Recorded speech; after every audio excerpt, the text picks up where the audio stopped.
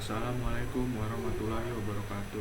Nama saya Hermawan Prasetyo dari kelas 11 MIPA 2 ingin mempresentasikan mengenai peran Ahmad Subarjo dalam Proklamasi Indonesia. Ahmad Subarjo lahir di Teluk Jambe pada 23 Maret 1896 dari pasangan Wardina dan Tengku Muhammad Yusuf yang merupakan keturunan bangsawan Aceh. Kakek dari pihak sang ayah adalah seorang ule balang atau kepala pemerintahan dan ulama di Aceh.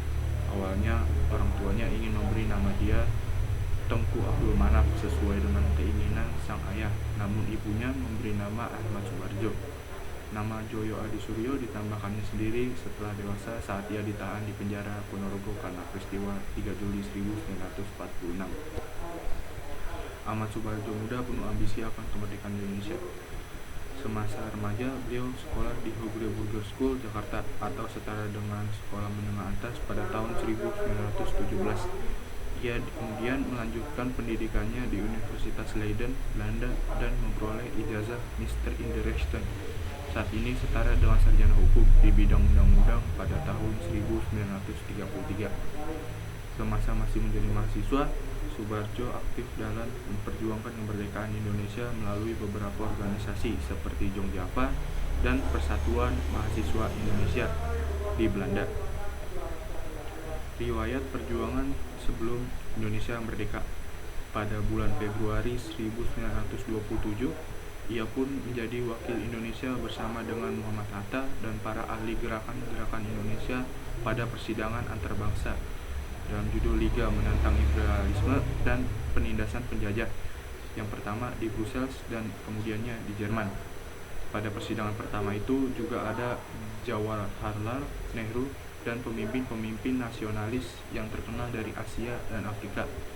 Sewaktu kembalinya ke Indonesia, ia aktif menjadi anggota Badan Penyelidik Usaha Persiapan Kemerdekaan Indonesia atau BPUPKI dan kemudian Panitia Persiapan Kemerdekaan Indonesia atau PPKI. Peranan sebelum proklamasi. Dalam mempersiapkan kemerdekaan Indonesia, Ahmad Subarjo terlibat dalam dua peristiwa penting, yaitu sebagai tokoh yang menjembatani perbedaan pendapat antara tokoh pemuda dengan golongan tua, serta membawa kembali Soekarno dan Hatta ke Jakarta pada peristiwa Rengas Dengklok. Ahmad Subarjo juga mengusulkan untuk menggunakan kediaman Maeda sebagai tempat perumusan teks proklamasi sebagai pengganti tempat sebelumnya, yaitu Hotel des Indes.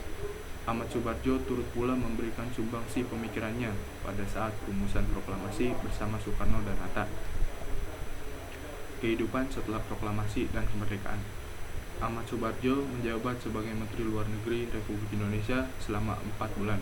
Kemudian bergabung menjadi Badan Penasihat Panglima Besar bersama Sumantri, Iwakusuma, dan Ki Hajar Dewantoro.